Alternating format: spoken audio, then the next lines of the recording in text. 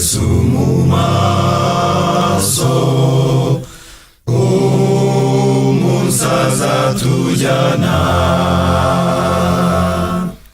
Niho nzamwitegereza ko ari we wamfiriye.